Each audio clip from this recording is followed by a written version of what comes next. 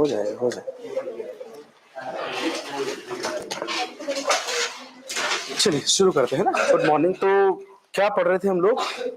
मुख्य पर्यटन स्थल है ना, और पर्यटन स्थल है ना मोतीगंज, उसमें जो पढ़ाया थोड़ा सा रिवाइज करके आया आप।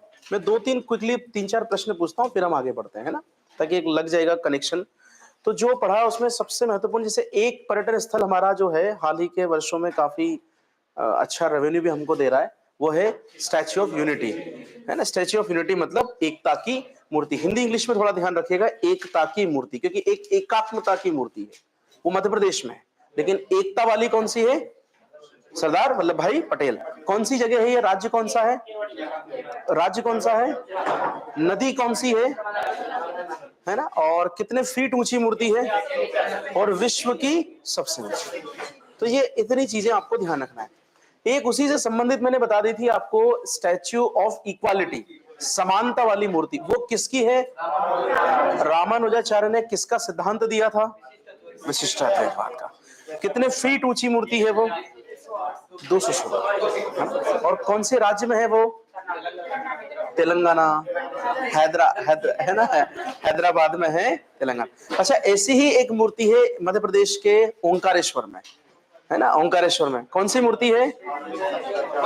वननेस वाली, उसको कहते हैं एकात्मता वाली। किसकी मूर्ति है? शंकराचार्य। कितना फीट ऊंची है? 108। और वो मूर्ति जिस लोक में है, उस लोक का नाम क्या है? अद्वैत लोक।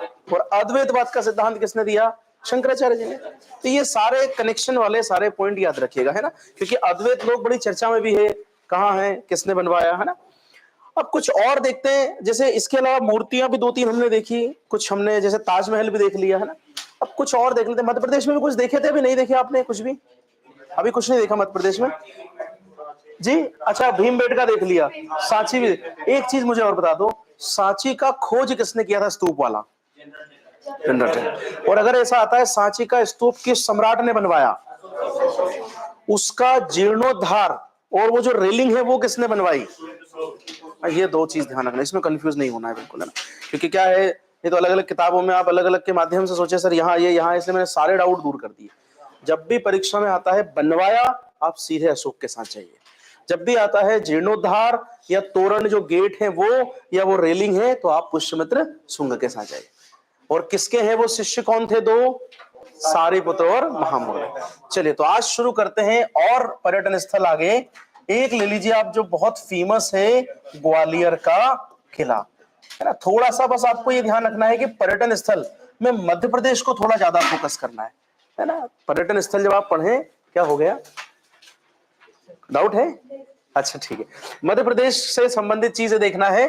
ग्वालियर का किला कहाँ है? ये ग्वालियर में ही होगा, ग्वालियर का किला, है ना। तो याद रखिएगा, ग्वालियर में।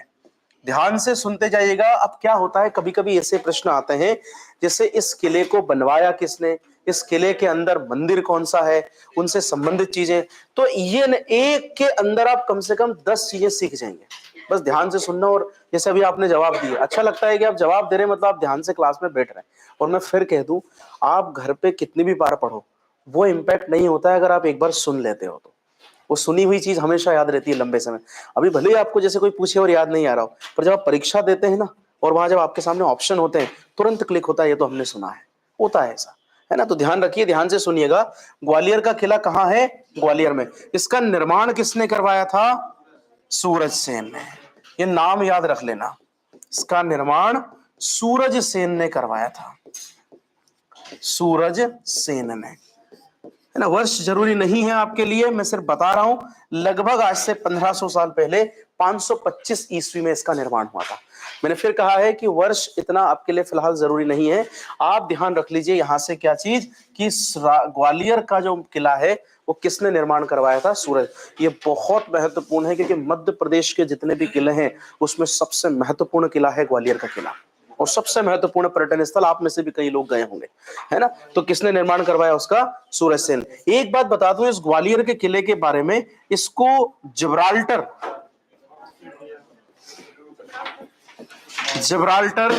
ऑफ इंडिया या जिब्राल्टर का किला भी कहते हैं, या जिब्राल्टर किला के नाम से भी जानते हैं। क्यों, ऐसा क्यों कहते हैं जिब्राल्टर? देखो, जिब्राल्टर जनरली एक शब्द है जो बहुत ही एक स्ट्रॉन्ग चट्टान जो है, अगर आपने कभी देखा हो, स्पेन का नाम सुना है? स्पेन का, स्पेन के दक्षिण में एक टेरिटरी, वहां पर एक बहुत बड़ी चट्टान है, जिब्राल्टर की चट्टान, है ना। जनरली अगर आप देखेंगे अफ्रीका के नक्शे के ऊपर तो थोड़ा सा ही गैप है, उसके ऊपर फिर वो आइबेरियन पेनिनसुला, मतलब स्पेन, पुर्तगाल और यूरोप की शुरुआत हो जाती है। तो उसके दक्षिण में एक बहुत बड़ी चट्टान है, बहुत बड़ी, बहुत स्ट्रॉन्ग चट्टान है जिब्राल्टर। उस चट्टान के कारण लोग कई जगह जिब्राल्टर जिब्राल्टर अपने नाम को दे देते हैं। तो उसका अर्थ जो होता है ना, वो मजबूती से लगाते हैं लोग। तो इस किले को जिब्राल्टर कहने के पीछे यही रीजन है कि बड़ा मजबूत किला है, इसको इतनी जल्दी भेदा नहीं जा सकता। और किले को भेदने का मतलब होता है कि उस पर चढ़ाई करके वहां के राजा को हराना। तो चूंकि ये बहुत मजबूत है, बहुत अच्छा बना हुआ है, आसानी से इसको लोग भेद नहीं पाते हैं, इतनी आसानी से हरा नहीं पाते यहाँ के राजा को, इसलिए इसको वो संज्ञा दे दी, कौन सी? जिब्राल्टर वाली। तो जिब्राल्टर का अर्थ कहां से निकाला हमने? उस चट्टान से जो स्पेन के दक्षिण में है। वहां पर जो टेरिटरी है उस पर ब्रिटिश का कब्जा है। तो ध्यान रखिएगा आप लोग, अगर मान लो अब एक क्वेश्चन ही आ गया कि जिब्राल्टर की चट्टान कहाँ है, आप बोल दीजिएगा स्पेन के दक्षिण में है। जिब्राल्टर पे किसका कब्जा है? हमने वो बता दिया, ब्रिटिश का कब्जा है। कौन से महासागर में है? अटलांटिक महासागर में है। कौन सा महासागर? भूमध्य और अटलांटिक का जॉइंट जो है वहां पर है। ठीक है, तो याद रखिएगा, कुछ भी आ जाए, ये आपका ज्योग्राफी का एक टॉपिक उससे कवर हो गया। लेकिन हमारे यहाँ जिब्राल्टर का किला किसको कहा जाता है, तो वो हम किसको कहेंगे? याद रहेगा, बहुत महत्वपूर्ण है। इस किले के अंदर कई सारी चीजें हैं, किले के अंदर। अब थोड़ा सा हम किले के अंदर अगर चले तो अब आपको देखो, प्रश्न ऐसे पूछते हैं सिंपल, ये वाली जगह कहाँ है? जैसे मैं आपसे कहूं तेली का मंदिर कहाँ है, मैं आपसे कहूं गुजरी महल कहाँ है, मान महल कहाँ है, ये सब इस किले के अंदर है। हाँ, सहस्त्र बाहु भी है, सास बहू का मंदिर देखा है आप लोगों ने ग्वालियर? अच्छा, किसकी सास और किसकी बहू थी वो जिसके लिए बनवाया था, कि ऐसी कहानी है? ये जानिए, एक राजा थे कछपगाट वंश के, उनका नाम था महिपाल। उन्होंने अपनी पत्नी और डॉटर इन लॉ, यानी जो पुत्र वधू जिसको हम कहते हैं, मतलब पत्नी और बहू, उनके लिए बनाया था। तो बहू तो हो गई बहू, और पत्नी जो हो गई वो बहू की क्या हो गई? सास। तो ऐसा कहते हैं उनके सम्मान में बनाया था, भगवान को अर्पित किया था, इसलिए उसको सास बहू मंदिर कहते हैं। चलिए फिलहाल तो हम ये देख लेते हैं किले के अंदर क्या है। तो एक तो है सबसे इंपॉर्टेंट मान महल, एक है गुजरी महल, मान महल और गुजरी महल। अब यही कहीं मैं इनके संबंधित दो दो तीन तीन चीजें बता देता हूं, यही कहीं सीख जाएंगे आप। राजा मानसिंह को जानते हैं आप सभी लोग? राजा मानसिंह कहाँ के राजा थे? मानसिंह तोमर की बात कर रहा हूं। एक मानसिंह थे जो अकबर के यहाँ बहुत बड़ी पोस्ट पे थे, वो मानसिंह अलग है, वो जयपुर के राजा के वो है पौत्र, उनकी बात अलग है। ये मानसिंह है ग्वालियर के राजा मानसिंह तोमर, बड़ा अच्छा संगीत भी गाते थे ये, है ना। इन्होंने मतलब कुछ रागों की भी रचना की है। अगर आपने सुना हो ध्रुपद राग, कहा जाता है बहुत बड़े सिंगर थे। एक किताब है उनकी, मान कोतूहल। उन मानसिंह ने संगीत विद्यालय भी खोला था। कुछ लोग तो ये कहते हैं कि वहां तानसेन जी ने शिक्षा भी ली थी कुछ समय के लिए। तो मानसिंह जी का बड़ा नाम है, याद रखना इतिहास में। वो मानसिंह जी जो है, उनके नाम पे मानमहल, और उनकी पत्नी का नाम था मृग नयनी। उन्हीं को गुजरी महल, गुजरी भी कहा जाता था, उन्हीं के नाम पे गुजरी महल भी उन्होंने बनाया। तो मान महल और गुजरी महल ये दोनों ग्वालियर में है। और ग्वालियर में कहां है? ये ग्वालियर के किले के अंदर है। और किसने बनाए हैं? ये मानसिंह तोमर ने। तो ये भी थोड़ा याद रखना, कभी कभी आ जाए, किसने बनवाए हैं? राजा मानसिंह तोमर जी ने, मानसिंह तोमर ने बनवाया। और याद रखना बिल्कुल ध्यान से, मानसिंह तोमर जो थे, तोमर वंश के कहां के राजा थे? ग्वालियर के, है ना। तो मानसिंह के नाम पे है मान महल, गुजरी महल है उनकी पत्नी का नाम मृगनयनी या गुजरी जिनको कहते थे। तो याद रखना ये दोनों के दोनों, आप तो सिंपल याद रख लो, बनवाए किसने? मानसिंह जी ने।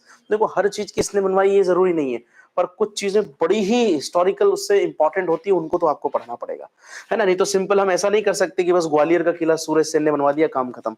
उनके अंदर क्या है, और उनमें भी अगर किसी ने कुछ खास बनवाया है तो वो ध्यान रखना। अब जैसे मानसिंह तोमर से संबंधित तुरंत मैंने एक चीज बता दी कि इन्होंने मान कोतूहल करके किताब लिखी है।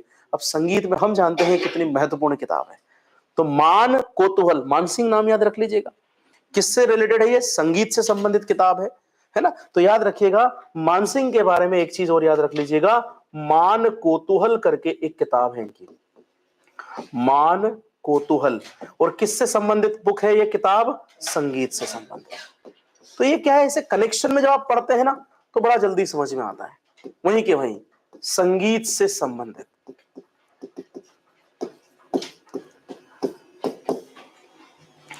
समझ में आया?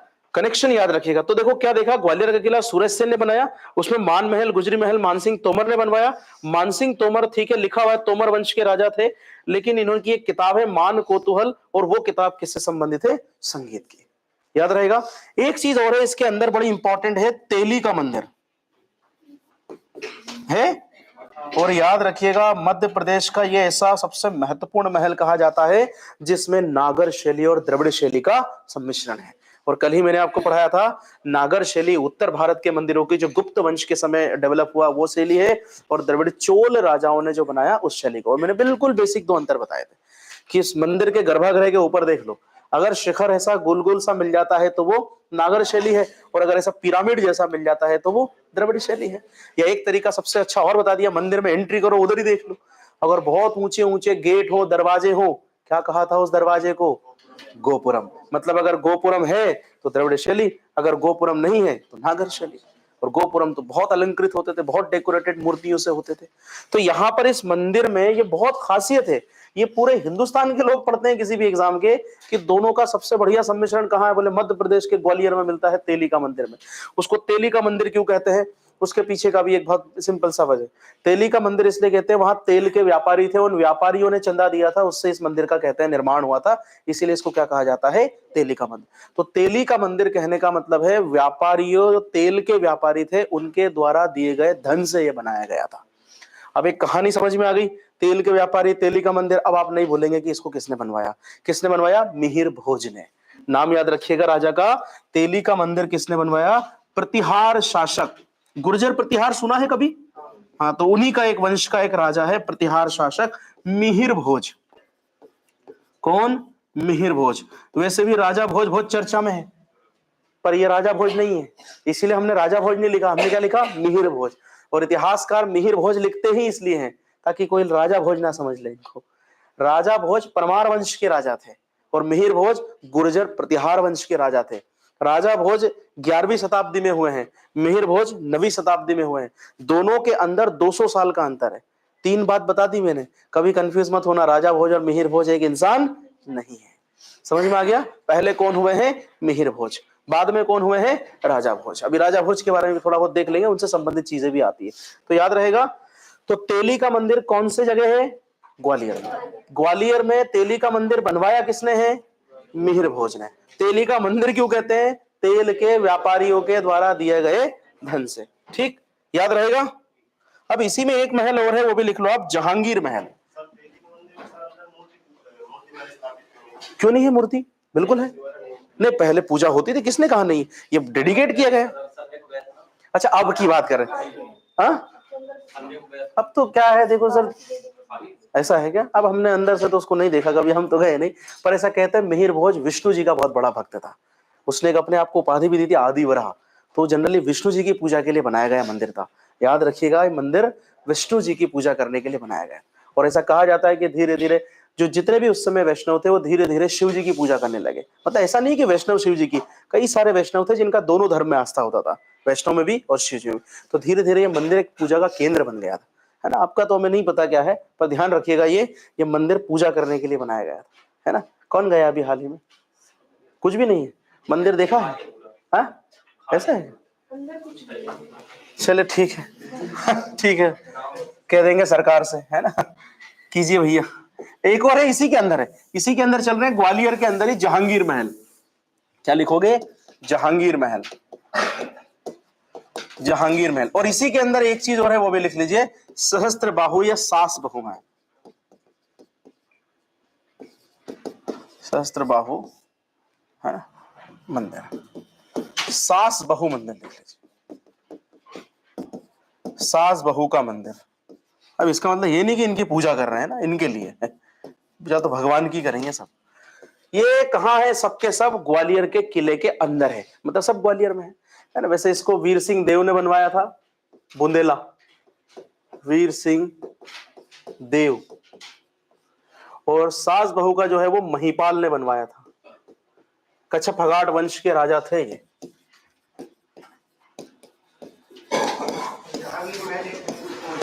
हाँ बिल्कुल है ना, कच्छ फगाट वंश के राजा, बिल्कुल है। तो ये ध्यान रख लीजिएगा, बहुत बहुत महत्वपूर्ण है, बहुत बहुत। ये सब किसके अंदर है? ग्वालियर। और एक चीज और सुन ली, मध्य प्रदेश का सबसे बड़ा गुरुद्वारा, मध्य प्रदेश का सबसे बड़ा गुरुद्वारा वो भी ग्वालियर में ही है। ये तो लिख लीजिए, ये भी बहुत बड़ा तथ्य है।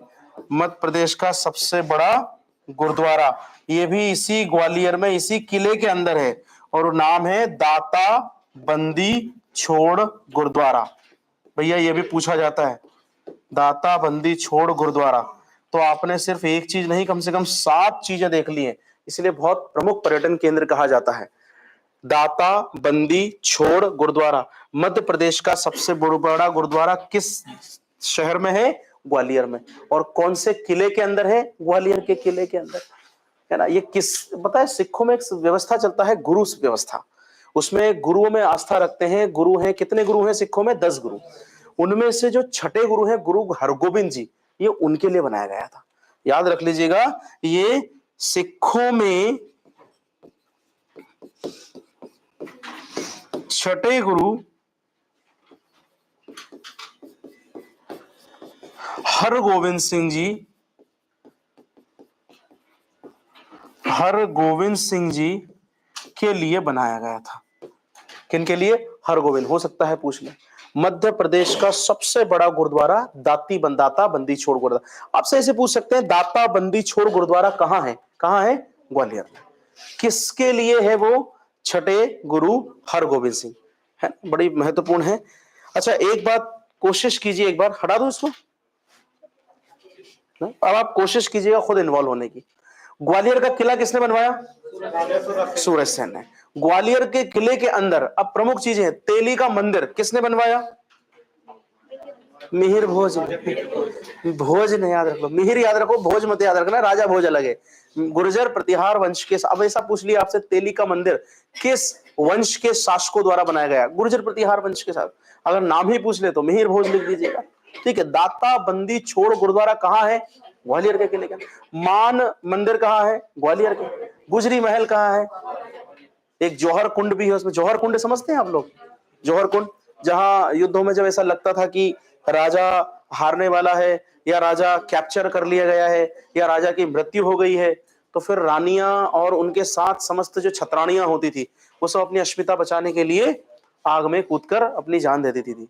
एक दुल्हन की तरह सज धज के सारा सोना वगैरह लाके सब उसमें, उसे दो, एक तो होता था कि वो अपना आपको बचा लेती थी शत्रुओं के हाथ में, और जितना सोना वोना सब गल जाता था, कुछ भी नहीं मिलेगा उनको, है ना। पर बहुत बहुत साहस चाहिए ऐसा करने में, इतिहास में कहीं जौहर हुए हैं, है ना। तो जौहर कुंड भी है यहाँ पर। तो प्लीज 3 चीज बस याद रख लेना, एक तो दाता बंदी छोड़ गुरुद्वारा, एक मान महल, एक सास बहू मंदिर, और एक तेली का मंदिर। सीधे पूछे जाते हैं ये कहाँ है? कहाँ है ये सब? ग्वालियर में, ठीक है। अच्छा एक चीज और बता दो, बहुत महत्वपूर्ण है, यहीं से इनसे संबंधित बता रहा हूं। ये जो दाता बंदी छोड़ गुरुद्वारा है हरगोविंद सिंह जी, इनके पहले जो 5वें गुरु हुए हैं, गुरु अर्जन देव, नाम याद रहेगा, गुरु अर्जन देव। याद रखना, उन्होंने अमृतसर का स्वर्ण मंदिर बनवाया है। तो अगर ऐसा आता है, स्वर्ण मंदिर नहीं, उसको हम कहेंगे अमृतसर का मंदिर बनवाया। उस पर स्वर्ण मंदिर कब से कहा जाने लगा? जब इतिहास में रणजीत सिंह एक राजा थे पंजाब के, उन्होंने उनके छत्र और अपर का जो पोर्शन है वो पूरा सोने की प्लेट चढ़वाई थी उस पर, तब से उसको स्वर्ण मंदिर कहा गया। तो 2 चीज आज आपने सीख ली है, एक पर्यटक स्थल भी सीख लिया है, अमृतसर का मंदिर कहाँ है? अमृतसर में। अमृतसर कहाँ है? पंजाब में। कौन सा पंजाब? हिंदुस्तान की पाकिस्तान? हिंदुस्तान के पंजाब में, है ना। और अमृतसर का मंदिर बनवाया किसने है? गुरु अर्जन देव ने। अर्जन देव कौन से नंबर के गुरु है? 5वें नंबर के गुरु हैं। और वो जो मंदिर है उस पर सोने की प्लेट किसने चढ़वाई? महाराजा रणजीत सिंह ने, जो पंजाब के राजा, जीते जी कभी भी अंग्रेजों से नहीं आ रहे हो, उनकी मृत्यु के बाद पंजाब को मिलाएगा, उनके समय नहीं। तो एक काम कीजिए ना, यहां नोट करके लिख लीजिए, इन्हीं से संबंधित एक बक्सा बना के लिख लीजिए, अमृतसर का स्वर्ण मंदिर। ये भी एक पर्यटन भी हो जाएगा, उनसे संबंधित भी हो जाएगा, अमृतसर का स्वर्ण मंदिर। तो स्वर्ण मंदिर कहां है? अमृतसर में। अमृतसर कहां है? पंजाब में। पंजाब 2 है, एक भारत एक पाकिस्तान, ये कहां है? भारत में। किसने बनवाया? 5वें सिख गुरु अर्जन देव ने। 5वें सिख गुरु अर्जन देव, या अर्जुन देव भी कहते हैं, अर्जन देव ने बनवाया। और सोने की जो परत है, सोने की परत, सोने की परत ये किसने चढ़वाई? महाराजा रणजीत सिंह ने। ये सीधे सीधे ये प्रश्न आते हैं, महाराजा रणजीत सिंह। हमारे यहाँ भी पता है आपको, रणजीत सिंह कॉलेज है ना, महाराजा रणजीत सिंह है। महाराजा रणजीत सिंह किसके नाम पे है ये सब? रणजीत सिंह ये सिखों मतलब पंजाब के एक राजा थे महाराजा रणजीत सिंह, है ना। अंग्रेजों को धूल चढ़ा दी थी कई बार उन्होंने। अंग्रेज भी सोचते थे मदद चाहिए थी अफगानिस्तान के अभियान में, पर ये प्लीज याद रखना है बहुत महत्वपूर्ण है। वो पता है दाता बंदी छोड़ गुरुद्वारा है ना, ये बहुत फेमस है, सुना है इसके पहले? नाम नहीं सुना है। एक्चुअली वो इसलिए फेमस है, जहांगीर ने क्या किया था, इनको धर्म परिवर्तन करवाने का कोशिश किया था सिखों को। तो क्या हुआ, जो सिख लोग थे उन्होंने मना कर दिया, और अर्जन देव से ही शुरुआत हुई थी। मृत्युदंड दिया था अर्जन देव ने, जहांगीर ने अर्जन देव को, पता है जहांगीर के खिलाफ उसके बच्चे ने विद्रोह कर दिया था। जहांगीर ने उसको जेल में डाल दिया, जैसे तैसे जेल से भाग गया वो निकल के सीधा पंजाब के तरनताल चला गया, और वहां गुरु थे अर्जन देव जिन्होंने स्वर्ण मंदिर बनवाया। तो वो अर्जन देव के उनके यहाँ चला गया वो, और अर्जन देव वो तो गुरु है, गुरु के लिए शिष्य कभी ये मायने नहीं रखता है कि वो पढ़ा लिखा है कि अनपढ़ है कि अपराधी है कि क्या है। गुरु का काम होता है शिक्षा देना। उन्होंने शिक्षा देना शुरू कर दिया। जहांगीर को क्या लगा कि ये मेरे खिलाफ विद्रोह में मेरे बेटे को भड़का रहे हैं, बुलाया, मृत्युदंड दे दिया गया अर्जन देव को। कभी कभी प्रश्न पूछा जाता है, अर्जन देव की हत्या किस मुगल शासक ने करवाई थी? जहांगीर। उसके बाद आए उनके अगले छठे गुरु हरगोविंद सिंह।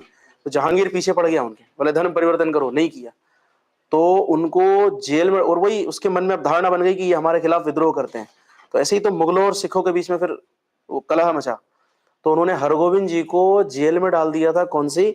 इसी ग्वालियर के किले में इनको जेल में डाल दिया था।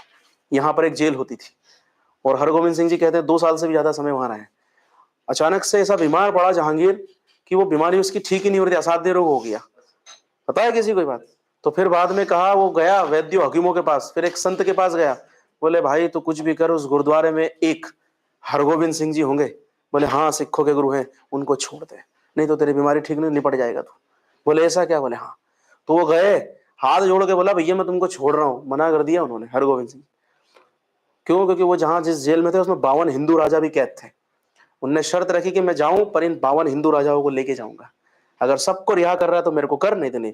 अब उनको भी पता है कि जहांगीर को तो बिल्कुल दिक्कत हो गई है, अब छोड़ना पड़ेगा। क्यों?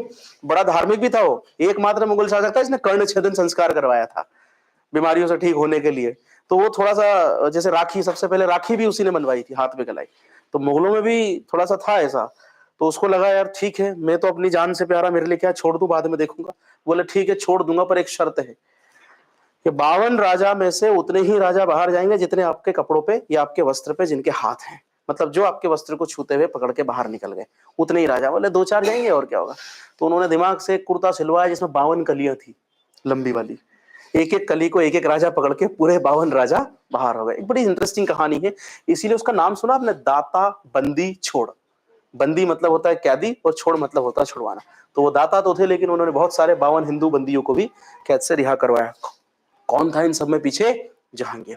अब देखो आपने सिर्फ एक गुरुद्वारे से कितने तथ्य कवर कर लिए। अब मुझे लगता है दाता बंदी छोड़ गुरुद्वारा आप नहीं बोलेंगे, कारण 3 मिनट हमने कहानी में थोड़ा सा सुना और सीखा। तो क्या होता है, देखो कई बार क्या होता है, जब 5-10 प्रश्न आते हैं ना, तो हम लोग क्या समझते हैं कि ठीक है रट्टा मार लेंगे। ऐसा नहीं होता है। जितना सीखो उतना ऐसा याद रहे कि हाँ सर जब आएगा हम कर देंगे। अब सास बहू का मंदिर है, उसकी कहानी सुनी, तेली के मंदिर की सुनी, क्या भूल सकते हो कि ये सब ग्वालियर में है? अब तो तभी भूल सकते हो जब आप यहाँ नहीं हो। तभी हो सकता है ऐसा, अगर यहाँ हो तो ये तो मेरी गारंटी है कि नहीं भूलोगे। ठीक, तो याद रखना, जहांगीर ने कौन से सिख गुरु को मृत्युदंड दिया था? अर्जुन देव को। वही अर्जुन देव जिन्होंने कौन सा मंदिर बनाया था? अमृतसर का स्वर्ण मंदिर। ये भी याद रहेगा। और एक चीज और, हरगोविंद सिंह जी जो है, दाता बंदी जो गुरुद्वारा है वो किनके नाम पे है? हरगोविंद सिंह जी का। तो ये 2 चीज और हम लिख लेते हैं यहां से कि 5वें सिख गुरु जो हैं अर्जन देव, 5वें सिख गुरु अर्जन देव, इनकी जो हत्या थी या इनको मौत की सजा किसने दी थी? जहांगीर ने। जहांगीर ने। और जो छठे सिख गुरु उनको जेल में किसने डाला था? जहांगीर ने। याद रहेगा क्या? ठीक है। क्या ब्लू स्टार 1984 वाला क्या कहना चाह रहे हैं वो? क्या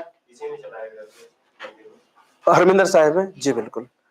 देखो आप, मैं थोड़ा सा बता दूं क्या था, एक भिंडरा वाले करके था, है ना, और वो थोड़ा सा, जैसे अभी खालिस्तान के इश्यू सुनते होंगे आप कभी कभी, तो थोड़ा सा ऐसा एक मूवमेंट हो गया था वो, है ना, कि सेपरेट स्टेट का डिमांड कर रहे थे। तो उसमें कुछ पॉलिटिकली एक्टिव लोग भी थे और कुछ ऐसे थे, उनके पास बहुत सारे ऐसे थे जो रिटायर्ड सेना के थे या पुलिस वाले थे, वो भी उसने रख लिए थे और उनको ट्रेनिंग दे दी थी। हथियार वथियार भी बहुत आ गए थे, और वो सब वहां, ऐसा कहा जाता है, इट इज सेड कि वो सब वहां, जहां ये कह रहे हैं वहां बैठे हुए थे। तो वो जो ऑपरेशन चलाया था उन सबको हटाने के लिए चलाया था, और ऐसा कहा जाता है कि उस समय मंदिर के अंदर तक आर्मी प्रवेश कर गई थी, और कुछ तो ये कहते हैं कि टैंक भी प्रवेश कर गए थे। तो उन्होंने मना किया था कि किसी भी धार्मिक स्थल में ऐसे ऑपरेशन चलाने की इजाजत नहीं होती है। तो वो एक क्लैश हुआ था 1984 में, बहुत तगड़ा। और उसके बाद आपको सबको पता है कि उसके बाद क्या हुआ था। किसी को ज्यादा जानना है तो जाते जाते मुझसे पूछ लीजिएगा, मैं सब बता दूंगा उसके बारे में, ठीक है। पर हाँ, वो इसी मंदिर में ऑपरेशन चलाया था, ठीक है। यहीं से फिर वो भावनाएं भड़की, और फिर उसके बाद बहुत लंबा सिस्टम चला वो। चले, पर ये प्लीज नहीं भूलिएगा, अब इतना पढ़ा है तो एक आखिरी चीज और बता देता हूँ इनसे संबंधित। सिख धर्म के संस्थापक आप सबको पता है कौन है? मैंने कहाँ कवर किया था, याद करो, करतारपुर कॉरिडोर। आया ध्यान? अब देखो आप, पूरा सिख धर्म में पढ़ा था तो शायद आप उतना सारा फैक्ट नहीं पढ़ पाते। जब हमने रिलेट कर करके चीजें करी तो आप सब सीख जाओगे। एक और सीख लो, नवे गुरु कौन थे? तेग बहादुर। तेग बहादुर, जिनको औरंगजेब ने धर्म परिवर्तन करने के लिए जोर दिया, उन्होंने नहीं माना, तो उनका शीश, ऐसा कहते हैं, कलम कर दिया था। और दिल्ली में जिस जगह वो शीश गिरा था उनका, वहां उस समय दरबार में, आज वहां पर शीशगंज गुरुद्वारा बना हुआ है। तो जैसे दाता बंदी छोड़ गुरुद्वारा ग्वालियर में है, ऐसा एक और बहुत फेमस गुरुद्वारा है शीशगंज गुरुद्वारा। शीश मतलब होता है सर, और वो किससे संबंधित है? गुरु तेग बहादुर से। कहाँ है वो? दिल्ली में है। तो अगर ऐसा आता है कि गुरु तेग बहादुर का जो कलह था, या गुरु तेग बहादुर से जो लड़ाई थी या उनको मृत्यु दी गई थी, वो किसके द्वारा? औरंगजेब। और इसी बात का बदला लेने के लिए गुरु तेग बहादुर के बेटे गुरु गोविंद सिंह, जो 10वें और अंतिम सिख गुरु कहे जाते हैं, उन्होंने खालसा पंथ बनाया था। परीक्षा में आ जाए, खालसा पंथ किसने बनाया था? गुरु गोविंद सिंह। क्या था खालसा पंथ? सिखों को इकट्ठा करके और एक फौज तैयार की थी मानवता की रक्षा और मुगलों के खिलाफ लड़ने के लिए। उसी को खालसा पंथ कहते हैं। सिंपल समझ लीजिए, एक योद्धा का एक समूह, योद्धाओं का एक समूह, एक तरह का मिलिट्री ग्रुप बनाया था जो मुगलों के खिलाफ अपने लोगों की रक्षा करे। और रक्षा करने के लिए उन्होंने कहा था हथियार होना बड़ा जरूरी है, इसलिए कृपान, कटार और इनकी शुरुआत की थी। तो आप कभी देखिएगा सरदारों के पास कृपाण या कटार होती है। वो खालसा पंथ के पंचका में से एक है। पंचका का मतलब होता है 5 का से शुरू होने वाली चीजें एक सच्चा सिख धारण करता है। जिसमें केश होते हैं जो हमेशा लंबे होते हैं, वो कभी नहीं कटवाते, का से शुरू है ना। कृपाण होती है जो सुरक्षा के लिए बनाई जाती है ना। एक कड़ा होता है हाथ में, का से, जो ईश्वर का सिंबल की कोई अंत कोई शुरू नहीं है, सिंबल ऑफ गॉड, अटूट विश्वास भगवान में दिखाता है। एक कंघा होता है यहाँ पर, प्रॉपर नीट एंड क्लीन रहने के लिए हमेशा रखा जाता है। डिसिप्लिन सबसे इंपॉर्टेंट होता है किसी भी सैनिक के लिए। तो केश हो गया, कंघा हो गया, कड़ा हो गया, कृपाण हो गया, कच्छा हो गया, शॉर्ट्स के लिए जो हम कहते हैं। तो ये ऐसी 5 चीजें थी। ये सब किसने बनाई थी? खालसा के लिए। और खालसा पंथ किसने बनाया था? गुरु गोविंद सिंह। ये सब प्रश्न है परीक्षा के, ये सब जीके के प्रश्न है। तो यहां से एक चीज और देख लीजिएगा, गुरु तेग बहादुर कौन से गुरु हैं? गुरु तेग बहादुर है नवे गुरु, नवे सिख गुरु, नवे सिख गुरु। और इनको किसने मृत्यु दंड दिया था, या किसने मृत्यु की थी? इनकी हत्या किसने करवाई थी? औरंगजेब ने। याद रहेगा, औरंगजेब। फिर 10वें सिख गुरु जो इनके पुत्र है वो कौन है? गुरु गोविंद सिंह। बहुत महान इंसान, गुरु गोविंद सिंह। ये कौन है? 10वें सिख गुरु। अगर ऐसा आता है अंतिम सिख गुरु कौन थे, तो आप क्या बोलेंगे? हाँ। और वैसे भी करतारपुर कॉरिडोर चर्चा में है ना। दूसरा, एक नया आपको पता, 2 साल से शुरू हुआ वीर बाल दिवस, पता है किसी को? बहुत बढ़िया, वो भी सिखों से संबंधित है। लोग बाल दिवस कब मनाते हैं? 14 नवंबर को। पर वीर बाल दिवस कब मनाते हैं? 26 दिसंबर। गुरु गोविंद सिंह की जो है, उनके 2 बेटे हैं, फतेह सिंह, जोरावर सिंह, मुगलों से लड़ते हुए शहीद हो गए थे। उसी दिन की शहादत मनाने के लिए वीर बाल दिवस मनाते हैं। तो प्रश्न पूछे जा सकते हैं भैया, सब करंट के खबर है। तो गुरु गोविंद सिंह कौन से सिख गुरु हैं? 10वें। इन्होंने क्या किया था? खालसा पंथ का स्थापना किया था। खालसा पंथ की स्थापना की थी, ठीक है। वर्ष तो आपके लिए मुझे नहीं लगता जरूरी है ना। बस आप तो याद रखना, खालसा पंथ की स्थापना। और ये कौन सा क्लास था? एक योद्धा क्लास था, एक योद्धा जो मुगलों के खिलाफ लड़ना और मानवता की रक्षा के लिए बनाया गया था। याद रहेगा सब कुछ। एक चीज और अंतिम, वीर बाल दिवस कब मनाते हैं? लिख लो, 26 दिसंबर को, है ना। वीर बाल दिवस, वीर बाल दिवस ये 26 दिसंबर को मनाते हैं। क्यों मनाते हैं? गुरु गोविंद सिंह के बेटों की शहादत के, ठीक है। गुरु गोविंद सिंह के बेटे, है ना, फतेह सिंह, जोरावर सिंह, अगर नाम लिखना होता, फतेह सिंह एवं जोरावर सिंह की शहादत के लिए मुगलों से लड़, बहुत छोटी उम्र में भैया। और ये कौन है? दोनों गुरु गोविंद सिंह के पुत्र हैं। तो ये सब कनेक्टेड चीजें हैं। कम से कम 7-8 इतिहास के फैक्ट मैंने आपको बता दिए। अब एक बार आप मुझे बताएंगे सब मेरे हटाने के बाद, तो लगेगा कि आपको समझ में आ गया, नहीं तो मजा नहीं आएगा, फिर ऐसे चलते जाएंगे। हटा दूं? नहीं, देख कर बता देंगे फिर आप। नहीं, देखो क्या होता है, इन्वॉल्व रहोगे, एक बार जब रिवाइज कर लोगे तो याद हो जाएगा। जब तक आप खुद नहीं बोलोगे, जब तक वहां से आगे बढ़ने से कोई मतलब नहीं। शीशगंज दिल्ली में जो है, इनके लिए जो बनाया जाता है नवे गुरु तेग बहादुर के लिए, शीशगंज गुरुद्वारा। पूछ सकते हैं क्या होता है, खबर में कुछ भी हो। और आपको याद रखना, आपको जीके जो होता है ना, वो करंट से रिलेट करके जनरली थोड़ा सा पूछा जाता है। ऐसे थोड़ी, ऐसे तो जीके का कोई अंत नहीं, कुछ भी पूछ लेंगे ऐसे तो, है ना। ठीक है, अब थोड़ी देर आप कोशिश कीजिए, जब हम सिख धर्म से संबंधित पढ़ते हैं, आप बताइएगा उत्तर सभी। सिख धर्म के संस्थापक कौन है? गुरु नानक। कौन से गुरु थे वो? प्रथम गुरु, गुरु नानक जी प्रथम। सिखों में टोटल गुरु कितने हैं? 10 गुरु। 5वें गुरु कौन थे? स्वर्ण मंदिर अमृतसर का किसने बनवाया? जहांगीर से जो लड़ाई थी वो, या जहांगीर ने मृत्युदंड दिया, वो किसको दिया? अर्जुन देव का पुत्र कौन है? हरगोविंद सिंह जी। छठे सिख गुरु कौन है? हरगोविंद सिंह। जहांगीर ने वो दाता बंदी छोड़ गुरुद्वारा जहां बनाया, वहां जेल में किसको डाला था? हरगोविंद सिंह जी को। वो 52 हिंदुओं को आजाद कराने का काम राजाओं को किसने किया था? हरगोविंद सिंह। सब रिलेट कर। इसी में नवे गुरु कौन है? तेग बहादुर। तेग बहादुर जी का लड़ाई किससे था, या किसने उनको मृत्यु दिया था? औरंगजेब ने। धर्म परिवर्तन के लिए साफ इनकार कर दिया था। और वो शीशगंज गुरुद्वारा उन्हीं की याद में कहां बनाया है? दिल्ली में। उनके बेटे अंतिम गुरु कौन थे? गोविंद सिंह। गुरु गोविंद सिंह जी ने क्या बनाया था? खालसा पंथ। गुरु गोविंद सिंह जी के बच्चों की शहादत के याद में क्या बनाया जाता है?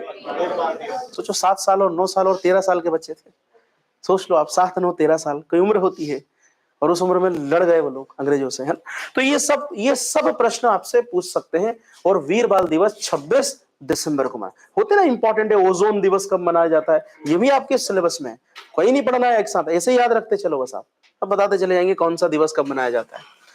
चलिए अगला आते हैं। अब ग्वालियर के बाद थोड़ा सा, अच्छा, एक जौहर कुंड भी है ग्वालियर में, ध्यान रखना। अब एक बार सोचिए ग्वालियर में क्या क्या है। मान मंदिर, देखो ऐसे याद रखो, मान सिंह से संबंधित मान मंदिर, गुजरी महल, ये मान सिंह को हटा दो अलग। सूरज सेन ने किला बनवा दिया। फिर याद रखो मिहिर भोज ने क्या बनवाया? एक तेली का मंदिर। फिर याद रखो सास बहू का मंदिर भी एक राजा ने बनवाया, महिपाल ने। वो नहीं भी याद हो, बस याद रखना सास बहू का मंदिर कहाँ है?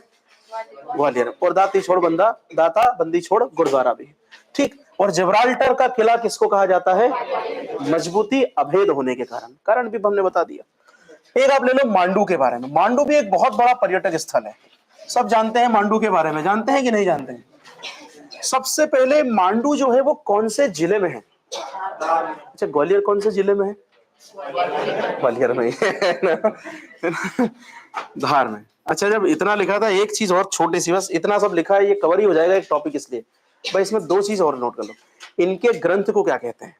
सिखों के ग्रंथ को गुरु ग्रंथ साहिब या फिर आदि ग्रंथ कहा जाता है। गुरु ग्रंथ साहिब या फिर आदि ग्रंथ कहा जाता है। इतना और बस लिख लो, गुरु ग्रंथ साहिब, गुरु ग्रंथ साहिब या फिर आदि ग्रंथ। ये सिखों का पवित्र ग्रंथ है। जैसे हमारे लिए वेद है, ईसाइयों के लिए बाइबल है ना, मुसलमानों के लिए कुरान है, ठीक वैसे ही इनके लिए गुरु ग्रंथ साहिब या आदि ग्रंथ। गुरु गोविंद सिंह जी ने कहा कि अब गुरुशिप इनको ट्रांसफर कर दी।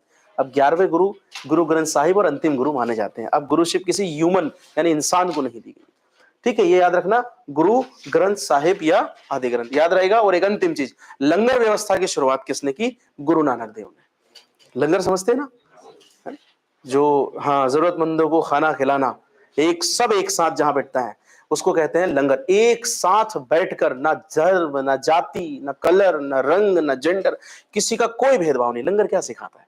भंडारा या लंगर मुझे तो यही सिखाता है कि वहां कोई भेदभाव नहीं होता, कोई किसी के भी साथ बैठ जाता है। और यही व्यवस्था इसीलिए शुरू की गई थी। उसके दो काम थे, एक भूखों को भोजन भी मिलेगा और एक समाज में कोई अंतर या भेदभाव नहीं रहेगा। इसलिए लंगर व्यवस्था। और किसने उसकी शुरुआत की थी लंगर व्यवस्था की? गुरु नानक देव। खत्री फैमिली के थे, पिताजी ने पैसे दिए थे, हमको पॉकेट मनी मिलती है तो हम उड़ा देते हैं, उनको मिला तो उन्होंने भूखों को खाना खिलाने के लिए इस्तेमाल कर दिया उस पैसे का। ठीक, तो याद रखिएगा, लंगर व्यवस्था किसने शुरू किया था? ये गुरु नानक जी ने। संगत और पंगत आज भी सबसे अच्छा लगता है। पंगत क्या सिखाता है? कभी खाया है? आज भी इंदौर में अभी भी हम लोग को बुलाते हैं, हम जाते हैं, कोई दिक्कत ही नहीं, समय हो या नहीं थोड़ा बहुत निकाल के जरूर जाते हैं।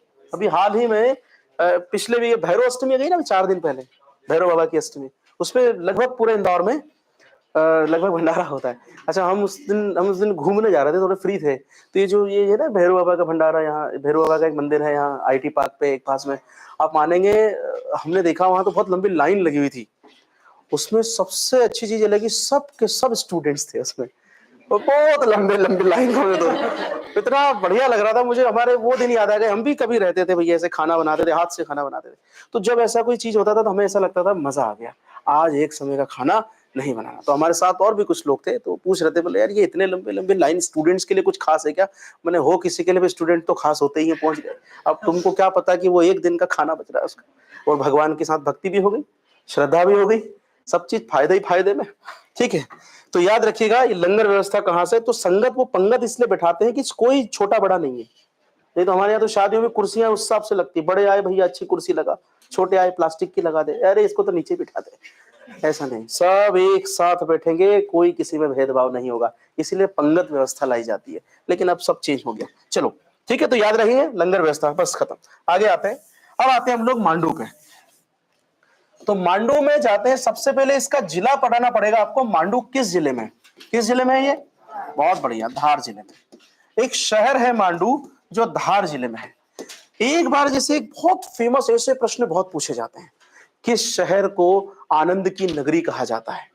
मांडू को। जैसे मैंने कहा ना, ग्रीष्मकालीन राजधानी, संस्कार राजधानी, है ना, हमारी ऊर्जा राजधानी। ऊर्जा राजधानी कौन सी है? बहुत बढ़िया। मैंने कहा ना, ध्यान से सुनेंगे धीरे धीरे सब कवर हो जाएगा, पर जो पढ़ा दिया उसको पढ़ लेना बस। अब मध्य प्रदेश की अगर राजधानी से क्वेश्चन आता है तो आपको सारी राजधानी पढ़ा और समझा के पढ़ाई।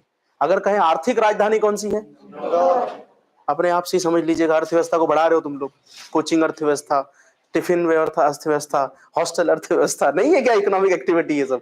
और एक खेल राजधानी।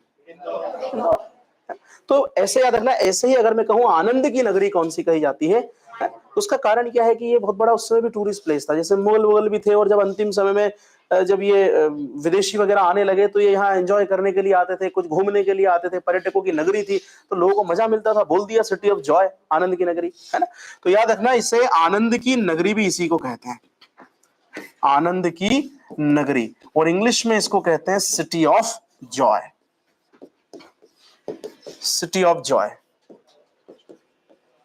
इसको एक नाम और था इसका जो पुराना है, वो शादियाबाद, उसका मतलब यही होता है, शादियाबाद, आनंद की नगरी। तो कितना चीज सीखे हो। मांडू शहर एक बहुत बड़ा पर्यटन स्थल है, यह मध्य प्रदेश के धार जिले में स्थित है। इसको शादियाबाद भी कहते हैं, इसको आनंद की नगरी भी कहते हैं, इसको सिटी ऑफ जॉय भी कहते हैं। तो यह मध्य प्रदेश के कहां है? धार जिले में। प्लीज याद रखना, वेरी वेरी इंपॉर्टेंट। सीधे प्रश्न आ जाएगा, आनंद की नगरी, है ना, किसको कहते हैं? मांडू। अच्छा, मांडू में कई महल हैं। अब जैसे आपने ग्वालियर के अंदर पढ़े थे, ऐसे मांडू के भी। ये क्या बंद हो सकता है? हाँ, सफोकेशन तो नहीं हो रहा है ना? हाँ, हो रहा है। ऐसा हो तो फिर खोल लो, कोई इशू नहीं। पर वो क्या है, बार बार वो बैट्समैन को नहीं देखा, क्रिकेट खेलता है, साइड स्क्रीन पे कोई आ जाता है तो समस्या हो जाती है। तो ऐसा ध्यान, वैसे तो हमारा ध्यान नहीं भटकता है, पर फिर भी वो बार बार देख रहे तो हमको अच्छा नहीं लग रहा है। 2-5 मिनट बाद ऐसा ना हो हम बोलते हैं आ ही जाइए अंदर आप। अच्छा नहीं लगता ना ऐसे, कोई बाहर से बुला लेना, खोल दो गेट, कोई दिक्कत नहीं। सफोकेशन नहीं होना चाहिए, वो ज्यादा जरूरी है ना। चलिए देखिए, आप मत देखिएगा बाहर, है ना, हमें तो असर नहीं पड़ेगा, आप मत देखिएगा। आनंद की नगरी। ये तो कौन, गौतम बुद्ध जब शिक्षा दे रहे थे अपने स्टूडेंट्स को, आम्रपाली आ गई थी वहां। आम्रपाली जानते हो? हाँ हाँ, उस समय की सबसे सुंदर एक स्त्री, याद है? उस समय, अरे अब की बात नहीं कर रहे, उस समय सच में थी आम्रपाली, 5वीं 6वीं शताब्दी की बात बोल रहे हैं। और जैसे ही वो आई, सब के सब तो देखिए क्या सीख मिली कहानी से, लास्ट में बताइएगा है ना? देखिए, तो सिटी ऑफ जॉय जो है, इसमें क्या है, इसके अंदर, मांडू के अंदर एक अशरफी महल है। अब ध्यान से सुनिएगा जो मैं बता रहा हूं। मांडू के किले, पहले तो एक काम करते हैं, मांडू के किला क्या क्या है मांडू में? मांडू का किला, और क्या है इसमें? अशरफी महल, और क्या है इसमें? जहाज महल, और क्या है इसमें? हिंडोला महल, हिंडोला महल हिंडोला महल, और क्या है इसमें? रानी रूपमती का महल। क्या बात है, रानी रूपमती याद रह गई आपको? रानी रूपमती का महल, उसका पति कौन था? उसका भी महल है, बाज बहादुर। बाज बहादुर, पति याद नहीं रखना आपको, है ना? बाज बहादुर का महल। एक और याद रख लो, होशंग शाह का मकबरा। इतनी चीजें तो आपको याद रखनी ही है, होशंग शाह का मकबरा इत्यादि, ये तो याद रखना है। ये सब किसके अंदर है? मांडू, जो उसको मांडू बनाते हैं, आनंद की नगरी बनाते हैं। पर्यटन स्थल में ऐसा नहीं एक ही जगह। अब देखो, थोड़ा थोड़ा सा, एक एक मिनट बता दूंगा तो शायद सब याद रह जाए, शायद आप कभी ना भूलें, ऐसे तो भूल जाएंगे। देखो, पहले एक चीज याद रखो, एक प्रेम कहानी बड़ी फेमस है मध्य प्रदेश की, है ना? वो जो गाना है ना, तेरी मेरी प्रेम कहानी, सुना है क्या कहीं? वो इन्हीं ने गाया था, बाज बहादुर ने। तो याद रखिएगा, 2 प्रेम कहानी बड़ी चली है यहाँ। एक तो शाहजहां और मुमताज की, बुरहानपुर से, और एक रानी रूपमती और इनकी, है ना? तो रानी रूपमती और बाज बहादुर, ये दोनों पति पत्नी हैं। बाज बहादुर भी एक अच्छा सिंगर, संगीतकार था, और रानी रूपमती बड़ी अच्छी संगीतकार थी। एक दिन ऐसे ही घूमने फिरने जा रहा था, तो उसको एक आवाज आई, उस आवाज की दिशा में चलता गया, रानी रूपमती जी मिली, है ना? तो कहते हैं संगीतकार होने के कारण, सुंदरता की अच्छी भी थी, सुंदर, दोनों ने शादी कर ली। इन दोनों के जो महल है वो कहाँ है? मांडू में। हमेशा याद रखिएगा, रानी रूपमती और बाज बहादुर दोनों के महल कहाँ है? मांडू में। लेकिन दोनों की समाधियां, जिनको कब्र कहते हैं, मकबरे कहते हैं, वो कब्र कहाँ है? सारंगपुर में। नाम सुना है क्या? सारंगपुर का नाम नहीं सुना? ये यहीं, अगर देख, शाजापुर का नाम सुना है? मैं उसके पास में ही है, सारंगपुर, मध्य प्रदेश में। दोनों की समाधियां सारंगपुर में है, और दोनों के महल कहाँ है? मांडू में। बहुत पूछा जाता है, कारण अकबर के समय इनकी लड़ाइयां हुई हैं अकबर से। अकबर का एक भाई था अधम खान, वो आदम खान तो क्या, वो तो आदमखोर था। उस अधम खान ने आक्रमण किया था मांडू पे, और बाज बहादुर जी से लड़ाई हुई थी और हरा दिया था, और बाज बहादुर जी भाग गए थे। तो वो रानी रूपमती को उठा ले गया था, और हरम में झोंक रहा था। हरम समझते हैं ना, जहाँ सिर्फ उनको सेक्सुअल एक्सप्लॉइट करने के लिए रखा जाता था। तो हरम में डाल रहा था अदम खान। रानी रूपमती ने भी चाल खेली, ठीक है मैं सज धज के तैयार होके आती हूँ, और जहर खा के अपनी जान दे दी, लेकिन उसके हाथ में नहीं आई। तो बहुत महान कही जाती है रानी रूपमती। और क्योंकि उस समय ऐसे एक्शन जो लेते थे, कई बार लोग सोचते हैं कि ये तो आत्महत्या है, नहीं, दोनों में अंतर है। आत्महत्या और खुद की आत्मा को बचाने के लिए जो हत्या है, क्योंकि आत्मा झकझोर देते हैं ऐसे में लोग, वो बहुत अलग अलग चीजें। तो ये अपनी शान के लिए, अपनी अस्मिता बचाने के लिए, जौहर होता था, अग्नि जौहर, जल जौहर, पानी में डूब के जान देना, उसको जल जौहर कहते थे, या फिर ऐसे जहर खा के जान दे देना, पर उनके हरम में जाने से ये कतराते थे। तो ये रानी रूपमती और बाज बहादुर की प्रेम कहानी जो है ये, प्लस इन दोनों के महल है, ये सब कहाँ की बातें हैं? ये मांडू की बात है। याद रहेगा क्या? जब भी घूमने जाते हो तो आप जरूर देखोगे रानी रूपमती, बाज बहादुर, ये वहां के राजा हुआ है। बाज बहादुर ने राज किया है, 1561 में हारा था। लेकिन प्रेम कहानी के बारे में एक अंत बड़ा दुखद है इसका। ये तो जहर दे के, जहर खा के मृत्यु हो गई। बाज बहादुर भागता फिरा, कभी इधर मदद, कभी उधर मदद, कभी इस राजा के पास, कभी उस राजा के पास, अंत में अकबर के यहाँ जाके सरेंडर कर दिया है, और अकबर के यहाँ एक अधिकारी के रूप में काम करता रहा, है ना? 1500 की रैंक दे दी उसको, कुछ पैसा दे दिया, काम करता रहा, है ना? चलिए, बात की बात है, पर याद रखिएगा ये दोनों कहाँ है? मांडू। और दोनों की समाधियां कहाँ है? मैं कहीं ना कहीं यहाँ लिखवा ही देता हूँ, दोनों की समाधियां। पूछी जाती है भैया, कब्रें भी, आधी ज्यादा कब्र सीख जाओगे। दोनों की समाधियां कहाँ है? दोनों की समाधियां सारंगपुर में, मध्य प्रदेश। झांसी की रानी लक्ष्मीबाई की समाधि कहाँ है? ग्वालियर, है ना? बता देंगे, उनका भी आएगा जिक्र, भी चिंता में, सबका बता देंगे, पूछते हैं परीक्षा में तो याद रखिएगा, है ना? अच्छा, एक अब है ये मांडू का किला। एक राजा था, देखो मैं बता दूं आपको, मांडू क्या था, ये सब अधीन थे मुगलों के, दिल्ली सल्तनत के। ये सब दिल्ली सल्तनत के अधीन थे, जो दिल्ली में राजा बैठेगा उसके अंदर में है ये सब। एक राजा का कभी नाम सुना हो आपने, फिरोज शाह तुगलक, कभी सुना हो किसी ने? उसके समय एक था दिलावर खान गौरी, ये नाम आपको याद रखना पड़ेगा। मालवा सल्तनत का संस्थापक दिलावर खान गौरी है, सबको नाम ध्यान रखना पड़ेगा, पूछा जाता है। पूरी मालवा सल्तनत का संस्थापक कौन है? दिलावर खान गोरी। उसी का बेटा है होशंग शाह, जिसने मांडू में सबसे ज्यादा डेवलपमेंट किया। जब भी आप सुनेंगे होशंग शाह, होशंग शाह, ये उस दिलावर खान गौरी का बेटा है।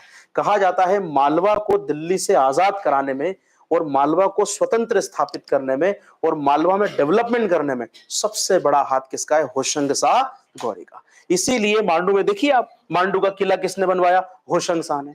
हिंडोला महल किसके समय बना? होशंग शाह के। होशंग शाह का मकबरा किसने बनवाया? होशंग शाह ने। तो कितना याद हो गया आपको? सब होशंग शाह ने। एक और चीज लिखी मैंने, अशरफी महल किसने बनवाई? होशंग शाह ने। तो ये नाम याद रख ले। होशंगाबाद किसने बसाया? होशंग शाह ने। होशंगाबाद किसके नाम पे? कभी अब तो नाम बदल दिया क्या? हाँ, क्यों, समझ में आया? तो होशंग शाह के नाम पे नहीं रखना बोले, नर्मदा पवित्र नदी के नाम पे रखना, नर्मदापुरम रख दिया। खैर, नाम बदलना नहीं बदलना ये तो सरकार का काम है, हमारा काम है पढ़ना। पहले क्या था, अब क्या है। जैसे प्रयागराज किया, प्रयागराज, उसके पहले क्या नाम था? इलाहाबाद। तो वो किसने रखा था? वो भी शाहजहां ने रखा था, है ना? इलाहा का मतलब अल्लाह से है, उनके अल्लाह का जगह जो है उसको इलाहाबाद कहा था, लेकिन कहते हैं पुराना नाम प्रयाग था, वापस प्रयागराज रख दिया।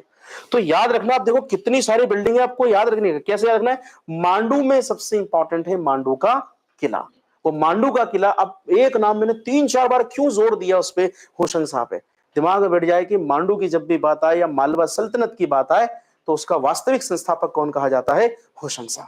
लेकिन संस्थापक उसके पिताजी हैं, और वो कौन है? दिलावर खां गौरी। गौरी वंश था इनका, गौरी वंश। ठीक है, तो मांडू का किला किसने बनाया? होशंग शाह ने। अशरफी महल किसने बनाया? उसने शिक्षा देने के लिए एक मदरसा बनाया था, उसी मदरसे को क्या कहते हैं? अशरफी महल।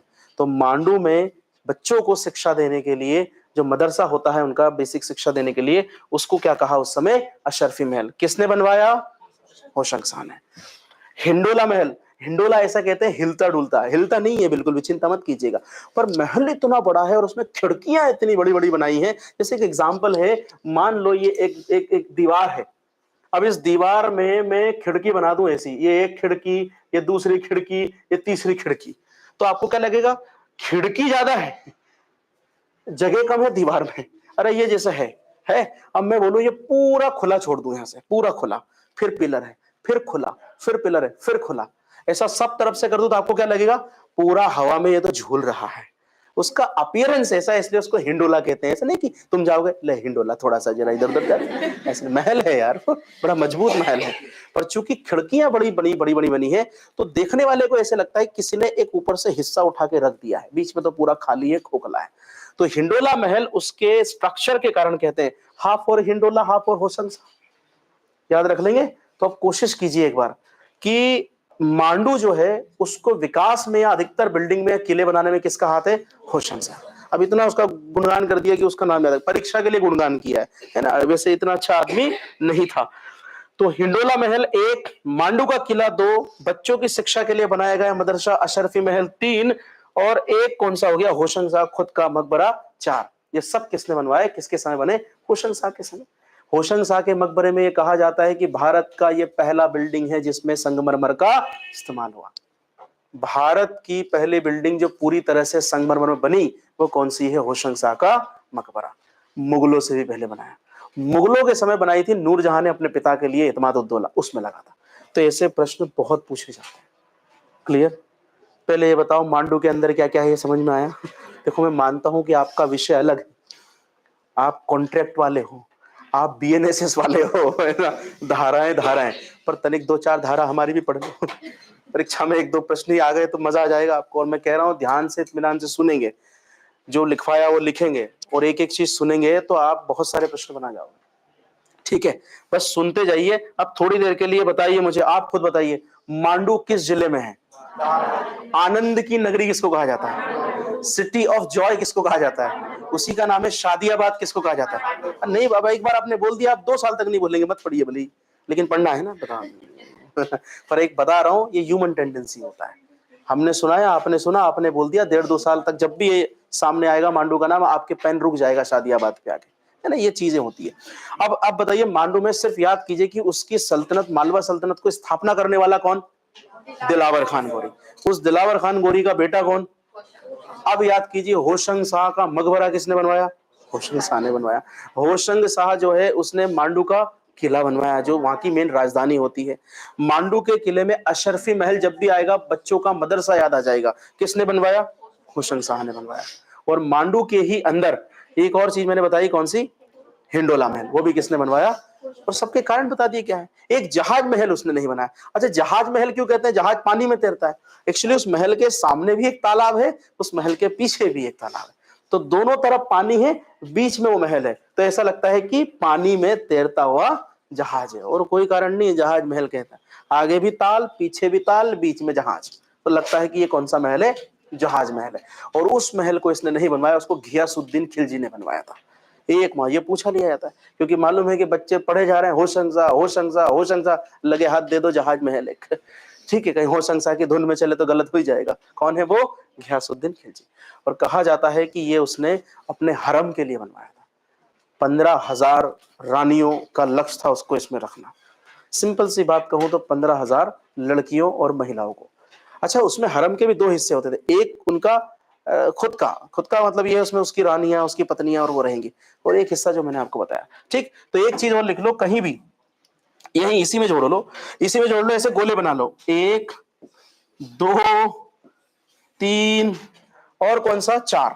इन 4 पे गोले बना के लिख लो, होशंग शाह ने बनवाया। टेंशन ही खत्म। अलग अलग क्यों 4 बार होशंग शाह करें? कौन कौन सा? मांडू का किला 1, अशरफी 2, हिंडोला 3, होशंग शाह का मकबरा 4, और एक 5वां जोड़ लेना, होशंगाबाद शहर। होशंगाबाद शहर 5। पांचों किसके समय बने? होशंग शाह के समय। ये 2 मत करना, बाज बहादुर, रानी रूपमती, ये 2 मत करना। ये किसके समय बने? बाज बहादुर के समय।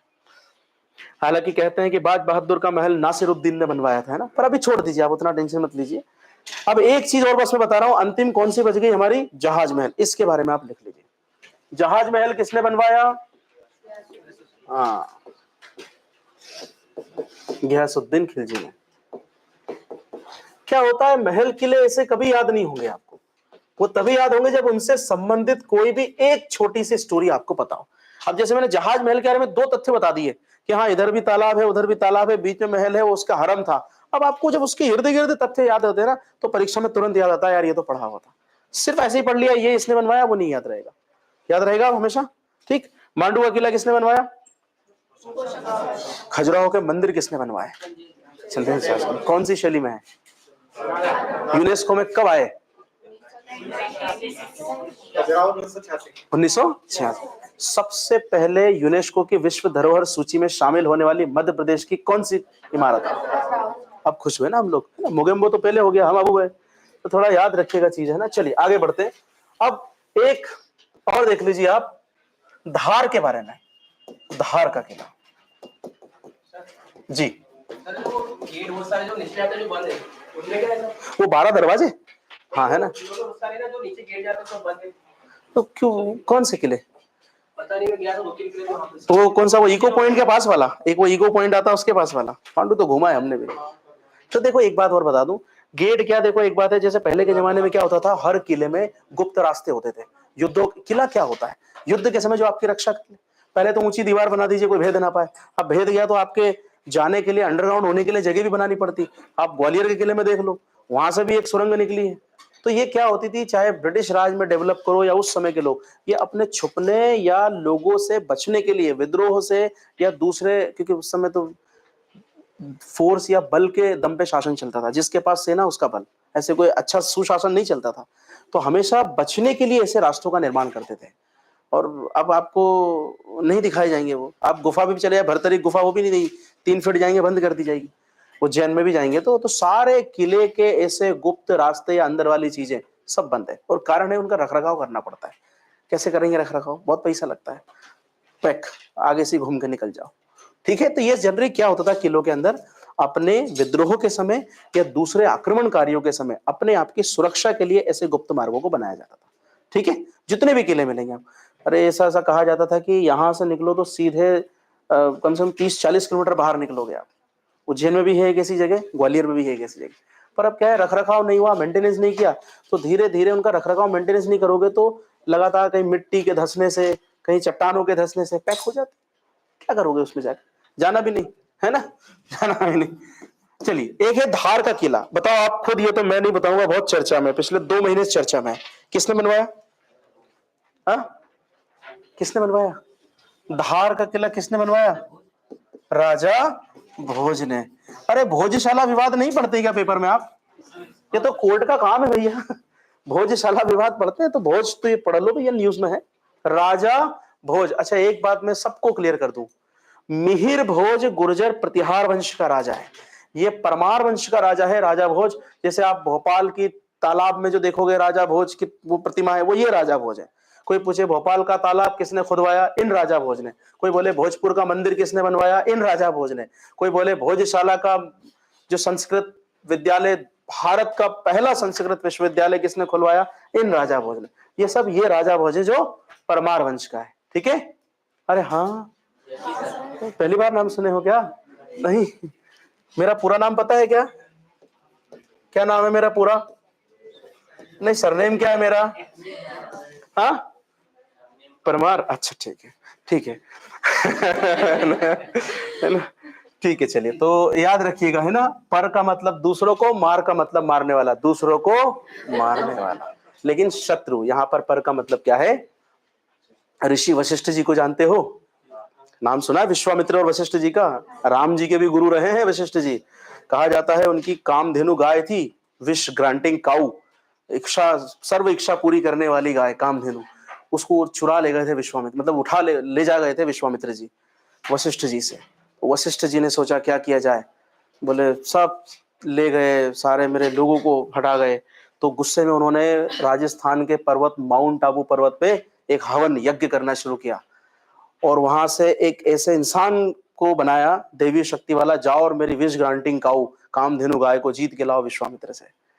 और वो जो था उसका नाम था परमार। ये अग्निकुंड की थियरी है, अगर कोई जानना चाहता है तो। अग्निकुंड के जो परमार है उनकी ये थियरी है। ऐसे अग्निकुंड इसलिए कहा जाता है, वशिष्ठ जी के द्वारा किए हुए हवन से इनका जन्म हुआ था। और भी 3 निकले थे वहां से, 4 टोटल राजपूत वंश के लोग उस अग्निकुंड से निकले, उनको अग्निकुंड कहते हैं। और जो सूर्य जी को मानते हैं वो सूर्यवंशी, और जो चंद्र जी को, लूनर वालों को मानते हैं, चंद्रवंशी कहलाते हैं। है ना, 3 वंश चलते हैं राजपूतों में, एक अग्निकुंड, सूर्यवंशी, चंद्रवंशी। है ना, तो इतिहास तो क्या है, सब सिखा देगा आपको। चले, फिलहाल तो मेरा मानना है आपको ये ध्यान रखना है कि अग्निकुंड में वो अग्नि का यज्ञ किसने किया था? वशिष्ठ जी ने। राम जी के गुरु कौन थे? वशिष्ठ जी। ये सब ध्यान रखना है भैया। चलिए आगे देखिए, तो राजा भोज कौन से वंश का है? परमार वंश का। कौन सा किला बचाया था इन्होंने? धार का किला। अब एक बात और बता दूं, इसी यहां पर इन्होंने क्या बनाया था? भोजशाला। भोजशाला का निर्माण। और मुझे लगता है पिछले 6 महीने से आप हर दिन पेपर में कभी ना कभी इसके बारे में पढ़ते हो, तो आपको यह ध्यान होना चाहिए। ऐसे ही खबरें आती है कि भोजशाला कहां है? धार में। भोजशाला किसने बनवाया? राजा भोज ने। तो भोजशाला का निर्माण किसने करवाया? राजा भोज ने। और भोजशाला कहां है? धार में। याद रहेगा। और ये है क्या भोजशाला? शाला मतलब होता है स्कूल, विद्यालय, जहां शिक्षा दी जाती है, और भोज का मतलब राजा भोज के नाम पे। तो यह भारत का प्रथम संस्कृत विद्यालय था। संस्कृत लिख लो आप, क्योंकि हम प्राचीन काल में नहीं चलेंगे। तो संस्कृत विश्वविद्यालय था ये। ऐसा कहा जाता है कि उस समय में सबसे पहला संस्कृत का विश्वविद्यालय था जो देश में खोला गया था। है ना, कब था ये? 1034 ईस्वी में इसकी स्थापना की थी राजा भोज ने। भैया सभी याद रखना, ये बहुत महत्वपूर्ण। वो भोजशाला वाला विवाद पता है आपको? देखो बाद में क्या हुआ, जब धार में मुस्लिम का शासन हुआ तो इस भोजशाला के कई सारे हिस्से को तोड़वा कर यहाँ पर मस्जिद बनवा दी गई। आपको पता होगा कमाल मौला की मस्जिद है, वो विवाद में है इसलिए बता दूं, करंट से है। इसके एक हिस्से में किसकी मस्जिद है? कमाल मौला की मस्जिद है। तो याद रखना, अगर आ जाए कमाल मौला की मस्जिद कहाँ है, धार में। अब होता क्या है, एक हिस्से में तो भोजशाला है और एक हिस्से में इसके क्या है, कमाल मौला की मस्जिद। तो हिंदू क्लेम करते हैं कि ये हमारा भोजशाला है, वो क्लेम करते हैं कि ये हिस्सा हमारा कमाल मौला का मस्जिद वाला है। अब ये विवाद की स्थिति क्या होती थी, हर साल जब भी वसंत पंचमी आती है ना, तब विवाद की स्थिति थोड़ी सी बढ़ जाती थी। वसंत पंचमी जो होती है वो किसकी होती है जनरली, सरस्वती जी की हम पूजा करते हैं। और मैं बता दूं आपको, भोजशाला जब खुला 1034 में, इसके ठीक अगले साल 1035 में सरस्वती जी की एक मूर्ति, जिनको वाक देवी भी कहा जाता है, वो मूर्ति स्थापित कर दी थी राजा भोज ने, और सरस्वती जी का बहुत बड़ा एक मंदिर बनवा दिया है। तो वो जो मूर्ति लगवाई थी वाघ देवी जी की, अभी वो इंग्लैंड में है फिलहाल, वो मूर्ति कवायद चल रही है भारत सरकार का निगोशिएशन की कैसे उसको लाया जाए। बहुत फेमस केस है, दोनों करंट में है, इसलिए ध्यान से सुनना। तो बस इतना है कि वो जो वाघ देवी सरस्वती जी की जो मूर्ति 1035 में वहां स्थापित की थी, तो वो हिंदू धर्म का एक पवित्र स्थल पूजा वाला भी हो गया, और बोले संस्कृत विद्यालय है। अब जब बाद में इस्लाम के कुछ इन्वेडर्स आए और उन्होंने तोड़ के उसमें मस्जिद बनाया, तो वो क्लेम करते ये तो हमारी मस्जिद है। तो वसंत पंचमी के दिन क्या होता है, जनरली सरस्वती जी की पूजा की जाती है। अब अगर वो वसंत पंचमी शुक्रवार के दिन हो जाता है, तो क्या होता है, मुसलमानों में 5 बार नमाज पढ़ी जाती है हर दिन, पर शुक्रवार की जो नमाज है वो सब एक साथ कहते हैं मस्जिद में जाके पढ़ें। शुक्रवार का दिन इस्लाम के अंदर सबसे पवित्र माना जाता है। तो क्या होता है, उस समय थोड़ा सा कॉन्फ्लिक्ट ये हो जाता है कि इधर तो पूजा के लिए इनका जुलूस निकलता है और उधर वो सब लोग निकलते हैं। तो कुछ लोगों के कारण कई बार वहां रिलेशन स्ट्रेंड हो जाते हैं, तनाव की स्थिति पैदा होती है। और ये जब भी ऐसा होता है तो आसपास के कई जिलों की पुलिस को धार में बुलाना पड़ता है। तो फिर फाइनली ये कोर्ट में अपील की गई कि भैया ये भोजशाला ही है, तो यहाँ पूरे स्ट्रक्चर को भोजशाला घोषित किया जाए। फिर एएसआई जो आर्कियोलॉजिकल सर्वे ऑफ इंडिया है, भारत का पुरातत्व जो है केंद्र, उन्होंने यहाँ सर्वे किया, वीडियोग्राफी की, और वो रिपोर्ट सबमिट की। अब उसके ऊपर क्या फैसला आता है ये तो समय बताएगा, पर ये था वो पूरा विवाद जो आपको समझ में आ गया। अब विवाद है तो प्रश्न में क्या आता है, भोजशाला बनाया किसने, भोजशाला है कहाँ, सरस्वती देवी की प्रतिमा किसने लगाई, सब काम किसने किया, राजा भोज ने। याद रहेगा क्या, मस्जिद किसकी है वहां पर, कमाल मौला की। और अभी हाल ही में, अब तो आपको एक चीज और पढ़ाना पड़ेगी कल के कारण, कल एक और जगह है अजमेर की दरगाह शरीफ, शेख मोइनुद्दीन चिश्ती की दरगाह, नाम सुना है, अजमेर दरगाह शरीफ। मतलब ऐसा कहा जाता है, हमारे यहाँ तो कई सारे लोग जाते हैं वहाँ। भारत की संस्कृति बड़ी अच्छी है, एक चीज अच्छा लगता है, दुनिया में ऐसा कोई देश नहीं है, सब धर्मों का सम्मान किया जाता है पूरी ईमानदारी से। तो वहाँ ऐसा कहा गया है कि यहाँ पहले शिव मंदिर था, तो उसकी जो कोर्ट में केस लगा है वहाँ के लोकल कोर्ट में, उन्होंने, कोर्ट ने उनको एक्सेप्ट कर लिया है, अब उस पर सुनवाई चलेगी। तो अब लगातार ये लंबी केस है, तो लगातार न्यूज़पेपर में अब छाया रहेगा। हो सकता है आपसे पूछ ले मोइनुद्दीन चिश्ती की दरगाह कहाँ है, हो सकता है आपसे पूछ ले वो किसने बनाई है। तो ऐसे आती है चीजें जो पेपर में चलती है, वो जी के ज्यादा पूछते हैं। अब आप बोलोगे सर कितने सूफी संतों की कब्रें पढ़े, तो वही वो इसलिए आएगा कि वो न्यूज में है, इसलिए पूछ लिया आपसे। 2.5 दिन का झोपड़ा कहाँ है पूछ सकते हैं, क्योंकि वहां भी कहा गया कि एक संस्कृत का विद्यालय था अजमेर में। तो दो तीनों चीजें मैं 2 मिनट में क्लियर करा दूंगा, बस आप तो ध्यान से सुन लीजिए, अभी सिखा दूंगा। पहले बताओ ईमानदारी से, भोजशाला विवाद समझ में आया, भोजशाला विवाद कौन से शहर का है, उसमें राजा भोज का क्या रोल है, सब समझ में आ गया।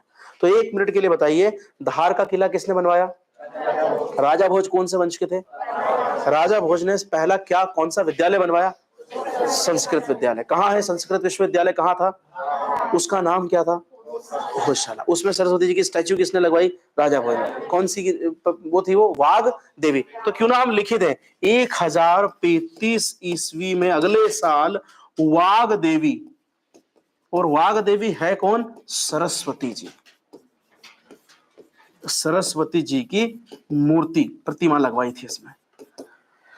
ठीक है, ये थोड़ा सा ध्यान रखना। फिलहाल भैया कोई पूछ ले, वाघ देवी की प्रतिमा इंग्लैंड में है ना, ध्यान रखिएगा, फिलहाल इंग्लैंड में है ये। अंग्रेज जब यहाँ से छोड़ के गए तो सारी कीमती चीजें ले गए, बड़ी बड़ी चीजें ना। तो ये थोड़ा सा था, ये सब का सब आपको याद रखना है। एक चीज और बता दूं, इन्हीं से प्रेरित होकर ऐसा एक संस्कृत विद्यालय और खोला गया था पूरे भारत देश में, दूसरा संस्कृत विद्यालय, और वो अजमेर में खोला गया था। वो पृथ्वीराज चौहान जी का नाम सुना है, उनके चाचा जी हैं विग्रह राज चौहान, विग्रह राज, जिनको बीसल देव भी कहते हैं, दूसरा संस्कृत विद्यालय उनने खोला था। कहां पर, अजमेर में। 2 मिनट एक चीज और सुनना, दोनों तथ्य लिखवा दूंगा।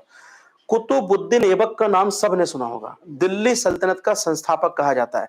उस कुतुबुद्दीन ऐबक ने, कहते हैं, उसी को तुड़वा के और उसकी जगह 2.5 दिन का झोपड़ा तैयार किया जो एक मस्जिद है।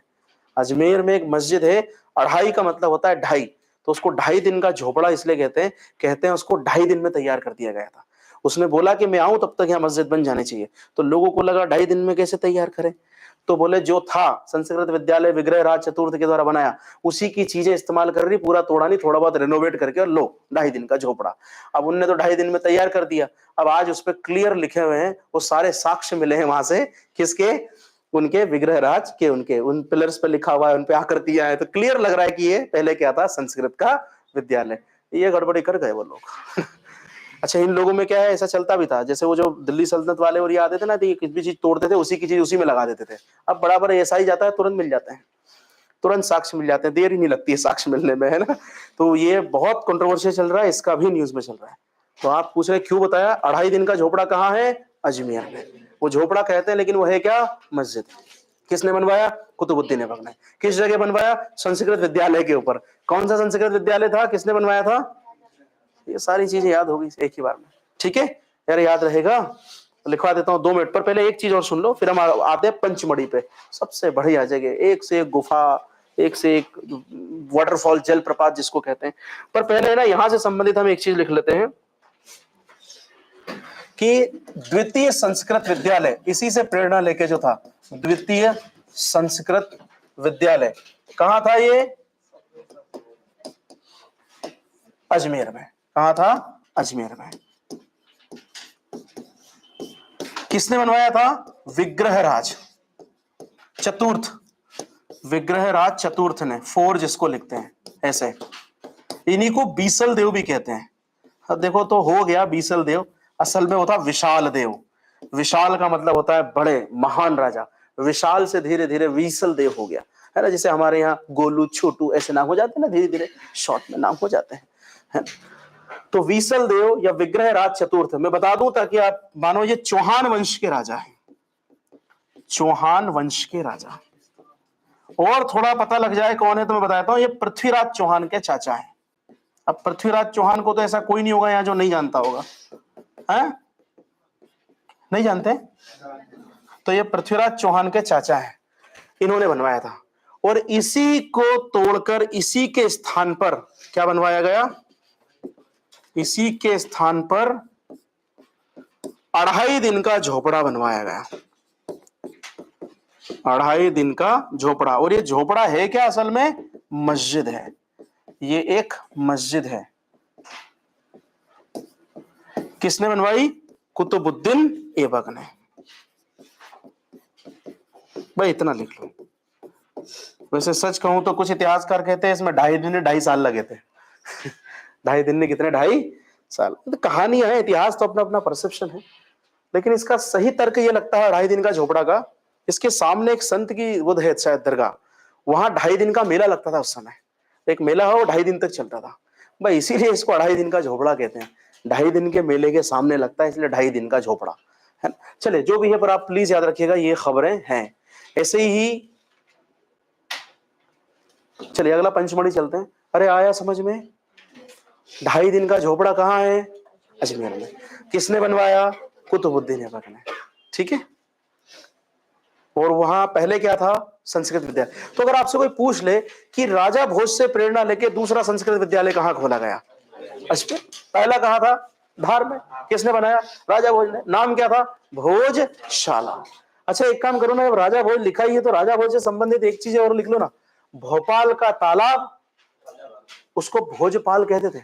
भोज मतलब राजा और पाल का मतलब तालाब होता है, तो भोजपाल इसलिए कहते थे कि भोपाल का तालाब उन्होंने बनवाया। धीरे धीरे इंसान बहुत शॉर्टकट होता जा रहा है। पहले हम पूरे वीडियो देखते थे, फिर हम रील पे आए, अब रील भी अच्छी नहीं लगती तो हटा देते हैं। होता है कि नहीं होता है, धैर्य की बहुत कमी होती जा रही है, बहुत कमी। तो वैसे ही नाम भी हम छोटे करते जा रहे हैं, होता है ना। अब लोग पापा जी नहीं कहते हैं, पिताजी नहीं कहते हैं, पॉप पॉप, है ना, ऐसे बोलते हैं मॉम। अब धीरे धीरे पा, अब यही चलेगा, पा माँ। अब इससे छोटा और क्या करेगा, ये तो फिर देखना है आगे जाके, पा की जगह और क्या छोटा करेगा, है ना। फिर धीरे धीरे सब छूट जाएंगे। इंसान मॉडर्नाइजेशन के चक्कर में सारी संस्कृति की धज्जियां उड़ा रहा है ना। ऐसा नहीं भैया, हम भी बचपन से थ्रू आउट इंग्लिश मीडियम पढ़े हैं, बट ऐसा नहीं है कि इंग्लिश का मतलब यह होता है लेकिन लोग भूल चुके हैं ना। दूसरी भाषा का ज्ञान होना चाहिए, और उन भाषाओं के साथ संस्कृति की परख भी होनी चाहिए। और ऐसा नहीं ये एक दो है ना, और भी कई भाषाएं जो हम बोल लेते हैं, थोड़ा थोड़ा कोशिश कर लेते हैं, ऐसा नहीं है। पर इसका मतलब ये नहीं कि संस्कृति को इधर से उधर कर दें। चलिए, तो एक चीज और देख लीजिए राजा भोज के बारे में, दो तीन चीजें राजा भोज ने, वही लिख लीजिएगा उसके नीचे, राजा भोज ने और क्या क्या बनवाया? भोपाल का तालाब बनवाया। भोपाल का तालाब, वो भैया याद रखना, ये पूरे भोपाल को पानी पिलाता है। बड़ा तालाब है ना, बहुत बड़ी झील है। आपको पता होगा एक टर्म होती है वेटलैंड, आर्द्र भूमि, कहीं सुना हो तो, आर्द्र भूमि। सबसे पहले यही है मध्य प्रदेश की, 2002 में बनाई गई थी। अभी इंदौर के तालाब भी ले ली हैं उसमें। चलो अभी तो लिख लो भोपाल का तालाब एक। दूसरा, अगर कोई कहते हैं भोपाल शहर तो भी लिख देना कौन? राजा भोज। पर एक भोजपुर जरूर लिख लो आप, ये तो बहुत फेमस है। भोजपुर का मंदिर को किन भगवान को है डेडिकेटेड? ये शिव जी को, शिव जी को समर्पित। ये प्लीज याद रख लेना आप लोग, है ना। बहुत बढ़िया मंदिर बना हुआ है। और किस नदी के किनारे है ये? बेतवा नदी के किनारे। कौन सी नदी के किनारे है? बेतवा नदी के किनारे। पूछा जाता है मध्य प्रदेश का बहुत ही महत्वपूर्ण पर्यटन है, कारण सबसे बड़ा शिवलिंग है यहाँ पर, पत्थर का बना हुआ सबसे बड़ा शिवलिंग है। कितनों ने देखा आपने से भोजपुर का मंदिर? तो आप लोगों को मेरी बातें समझ में आ रही है? दिख रहा हो इधर लेफ्ट हैंड साइड में देखना, बेतवा नदी निकली हुई है, पूरा पत्थरों का बना हुआ ये मंदिर है। तो शिवलिंग तो बहुत ही बड़ा है ना। तो भोजपुर एक शहर है भोपाल के पास, उस भोजपुर में ही ये मंदिर बना हुआ है, भोजपुर का मंदिर। तो भोपाल का तालाब, धार का किला, भोजशाला, उसमें सरस्वती जी की मूर्ति, और भोजपुर का मंदिर बेतवा नदी किनारे, सब किसने बसाया है? राजा भोज ने। याद रहेगा इतना? अरे हाँ, ठीक है। चले, कल हम इस टॉपिक को और मध्य प्रदेश के पंचमढ़ी और इनको मिला के 2-4 और देश की करके कल इसको कंप्लीट कर लेंगे, है ना। उसके बाद में एक लेक्चर साइंस से रिलेटेड लूंगा पहले, फिर नदियों पे जाऊंगा, है ना। साइंस में कैसा? सिर्फ और सिर्फ कौन कौन सी महत्वपूर्ण बीमारियां हैं, वो बीमारियां किससे होती है, उसके मैं आपको हो सकेगा तो ट्रिक्स बता दूंगा, आप जिंदगी भर नहीं भूलेंगे, है ना। वायरस कौन सा है, बैक्टीरिया कौन सा है, या कौन सी वायरस से होती है, कौन सी बैक्टीरिया से, वो कुछ ब्रांचेस है जो सीधी पूछ लेते हैं, जैसे राइनोलॉजी किससे संबंधित है ना, ऐसी कुछ ब्रांचेस है वो। और जो मुझे लगेगा बायो में, जैसे कभी कभी आता है क्वेश्चन किसमें या हार्ट जो होता है उसमें कौन सा वॉल होता है, या फिर कौन सी शुद्ध खून को ले जाती है, कौन सी अशुद्ध। तो जितना मुझे फिजिक्स केमिस्ट्री बायो से लगेगा आपके सिलेबस के लिए, उसके मैं 1-2 लेक्चर लूंगा। उसके बाद फिर दूसरे टॉपिक पे जाएंगे, ठीक है। बस आप तो पढ़ते रहो, आपका काम एक ही, जो पढ़ाया वो पढ़े। चलिए, have a great day, see you tomorrow, thank you so much.